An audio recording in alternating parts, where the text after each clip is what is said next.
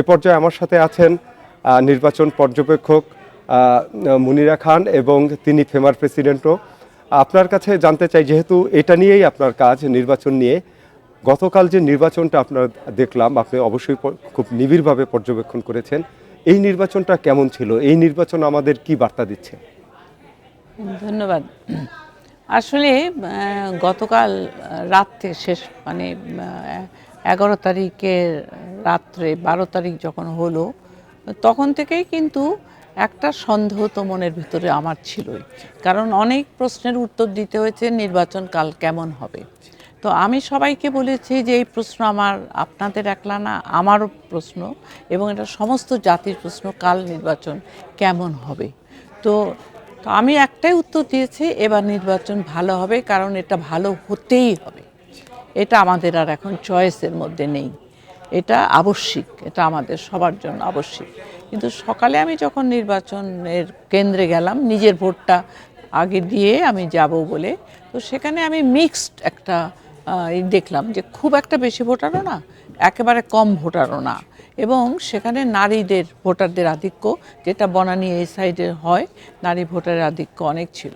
একটা জিনিস আমার খুব ভালো লেগেছিল, সেখানে নির্বাচনটা যেভাবে হয়েছে সব জায়গায়, আমি তারপরে অনেক জায়গায় ঘুরেছি, সমস্ত রাজনৈতিক দলগুলির সহাবস্থান ছিল। সেখানে এমন কোনো ঘটনা, এমন কোনো পরিপ্রেক্ষিত কিংবা এমন কোনো আবহাওয়া পরিবেশ ছিল না যেখানে একটা গণ্ডগোল হতে পারে।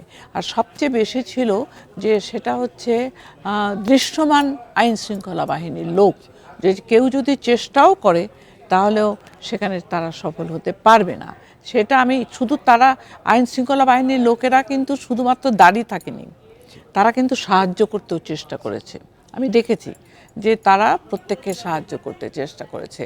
এবং আমি নিজে যখন আমার পোলিং বুথে যেয়ে আমি যখন আমার নাম্বার খুঁজে পাচ্ছিলাম না, মানে পরবর্তীকালে অনেক খোঁজাখুঁজির পরে সেখানেও পুলিশের সাহায্য নিয়ে ভেতরে ঢুকে রিটার্নিং অফিসারের কাছে যেয়ে আমি ভোটটা দিতে পেরেছি, আমারটা খুঁজে পেয়েছি।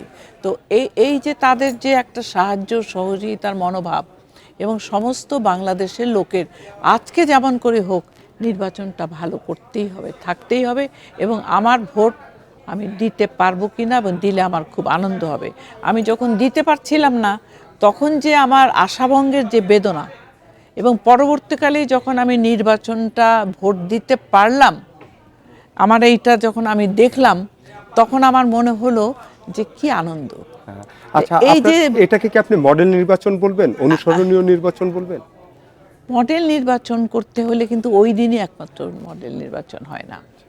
আমরা নানান সেমিনার, নানান জায়গায়, বিশেষ করে ইন্টারন্যাশনাল ইয়েতে পর্যবেক্ষকের যে স্বীকৃত যে কোড অফ কন্ডাক্ট আছে, তাদের আমাদের যেখানে দেখতে বলা হয় যে মডেল ইলেকশন কাকে বলে, সেখানে আমরা যেটা শিখেছি সেটা হচ্ছে it starts with the selection of election commission. Model election করতে হলে একদম প্রথমে ইলেকশন কমিশনটা কিভাবে গঠিত হবে, সেটা কতটা স্বেচ্ছা মানে স্বচ্ছ হবে, সেটা কতটা লোকের, সেখানেও নাগরিকদের কতটুকু অংশগ্রহণ থাকবে চয়েসের ব্যাপারে, সেটা কিন্তু থাকে সেখানে। সেক্ষেত্রে আপনি নির্বাচন কমিশনকে কি এবার শতভাগ মার্কস দিবেন? আপনার না, আমি নির্বাচন কমিশনকে তো পরের কথা, চয়েসের ব্যাপারে আমি শতভাগ মার্ক দেব না, কারণ সেটা আগে যেটা স্বচ্ছতার সঙ্গে হয়নি, আগেরটাই ফলো করা হয়েছে। এখন পরে সেটা রংলি করেছে, রাইটলি করেছে, সেটা আমি জাজ করছি না। এখন একটা কথাই তো আছে যে ফলেই পরিচয়, বৃক্ষের ফলে। আপনার আকাঙ্ক্ষা কি নির্বাচন কমিশনটা কিভাবে গঠিত হওয়া দরকার? যে নির্বাচন কমিশনটাকে করতে যে আপনি দেখেন সমস্ত বাংলাদেশের মানুষের ভিতরে একটা দ্বিধাদ্বন্দ্ব ছিল, এক সম্পূর্ণ আস্থা ছিল, সেটা আমি বলবো না তারা, কারণ সেটার একমাত্র কারণ আমার যতদূর মনে হয়েছে যে তাদের ভিতরে স্বচ্ছতারও অভাব ছিল, অতিকথনের একটা ব্যাপার ছিল, যেটা মানে খুব একটা ভালো ফল দেয় না। যে জন্য শেষ দিন পর্যন্ত লোকের মনে প্রশ্ন হয়েছে নির্বাচনটা কেমন হবে। এই আস্থাটা যদি কিছুদিন আগের থেকে তারা মানুষের মধ্যে প্রথিত করে দিতে পারত, যে আমরা যেটা করছি।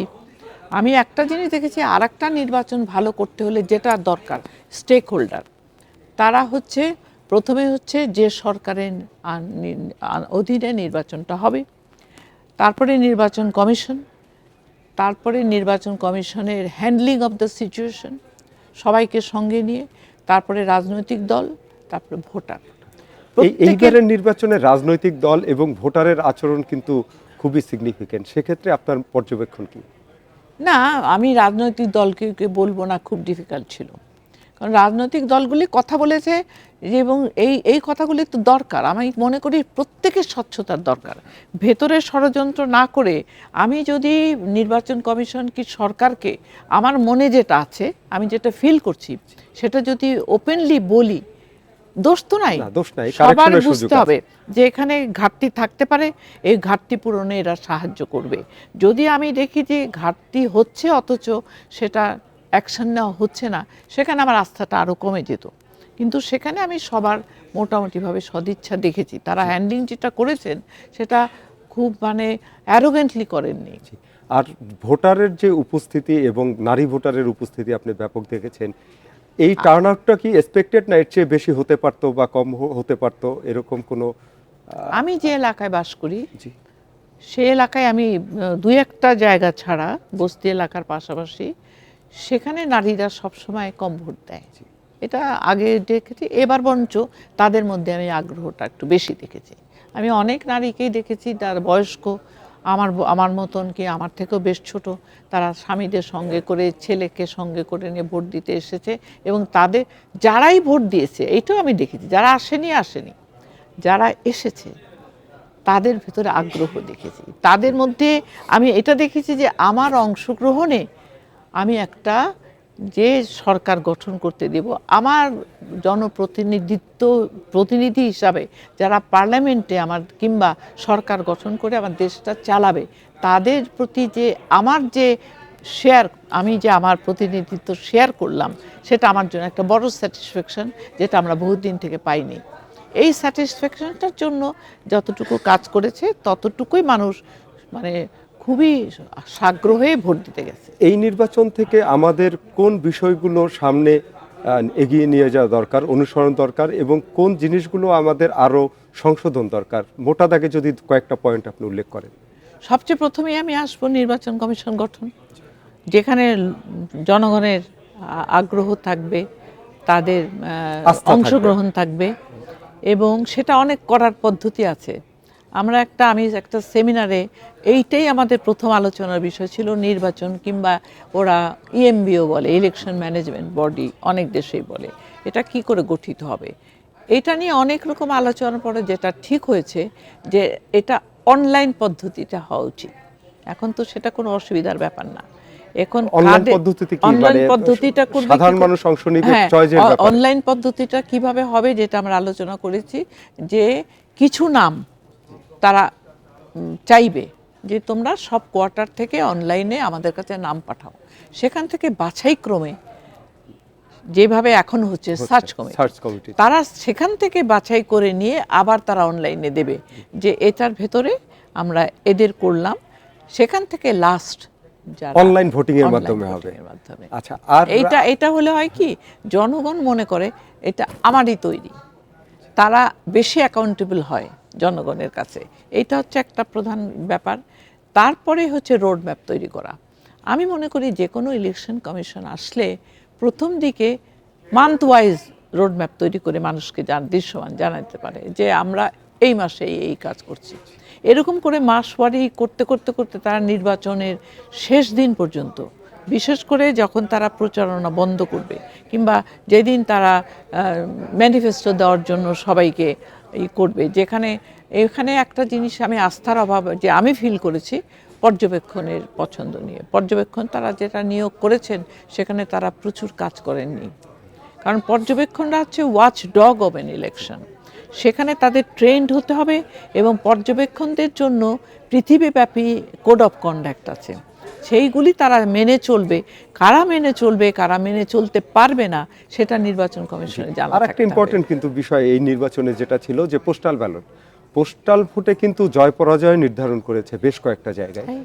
সেই পোস্টাল ব্যালটের ব্যাপ্তিটা আরো বাড়ানো যায় কিনা? এবার শুধু প্রবাসীরা চান্স পেয়েছেন এবং যারা নির্বাচনের জরুরি গুরুত্বপূর্ণ কাজে সরকারি কর্মকর্তারা যারা ছিলেন বা যারা দায়িত্ব পালন করেছেন, যারা ডিউটিতে ছিলেন, এটা নিয়ে আপনার না, এটা নিয়ে আমার একটা আছে, কারণ আমার ব্যক্তিগত অভিজ্ঞতা থেকে বলছি যে আমার এলাকায় এবার আমার কয়েকটা আত্মীয় স্বজন বন্ধু বান্ধব তারা ভোট দিতে পারেনি, এই জন্যই কারো মিরপুরে ভোট সেন্টার আগে তারা থাকতো, কারো ধানমন্ডিতে সেন্টার, কারো ওল্ড টাউনে সেন্টার, তারা চেষ্টা করেও ভোট দিতে পারেনি এবং তারা খুব দুঃখিত মনোভাব নিয়েছিল গতকাল যে আমরা ভোটটা দিতে আপনি পারি কি চাচ্ছেন যে পোস্টাল ব্যালটটা সবার জন্য হ্যাঁ, এদের জন্য বিশেষ করে কারণ দেখিয়ে, হ্যাঁ, যারা, কারণ ওই দিন রাস্তাঘাটে গাড়ি বন্ধ করে দেওয়া হয়, অনেক রকম অসুবিধা হয়। পোস্টাল ব্যালট যদি সবার জন্য উন্মুক্ত সেটা থাকতো তাহলে কি আপনি একদম টার্নআউট আরো বাড়তো? না, একদম সবাই করা উচিত না। এটা তো Need basis এটা তো যেটা। প্রত্যক্ষ ভোটে নির্বাচন, তাই না? এটা একদমই বেশি উচিত না। তবে অসহায় যারা আছে তাদের একটা ক্যাটাগরি তৈরি করে যদি তারা যদি বলে যে ওকে, আমরা একটা ছেলে তো মোটরসাইকেলের পেছনে কিংবা কোনোভাবে হেঁটে যেতে পারবে, একটা মহিলা পারবে না, তো একটা বয়সের একটা মহিলা যদি তারা ঠিক করে সামনেবার যে এই বয়সের ঊর্ধ্বে যারা আছে, বয়স মানে তারা বয়সের ঊর্ধ্বে বা যারা চাকরির ধরন অনুযায়ী প্রতিবন্ধী যারা, অনেকে আমরা হুইল চেয়ারে যাই, অনেকে আমার অনেক বন্ধু কালকে হুইল চেয়ারে ভোট দিয়েছে, কিন্তু কাছাকাছি ছিল। আর আমরা একটু শেষের দিকে চলে এসেছি, লাস্ট আপনি যদি বলেন যে এই নির্বাচনকে আপনি পার্সেন্টেজের দিক থেকে কত পার্সেন্ট আপনি মার্কস দিবেন ক্রেডিবিলিটির দিক থেকে? শেষের দিকে নির্বাচনের দিন যদি আমি দেখি, আগে কিন্তু সবার মনে অনাস্থা ছিল, মানে অনাস্থা মানে সবার মনে একটা বিভ্রান্তি ছিল, আমি বলবো আমার মনেও ছিল।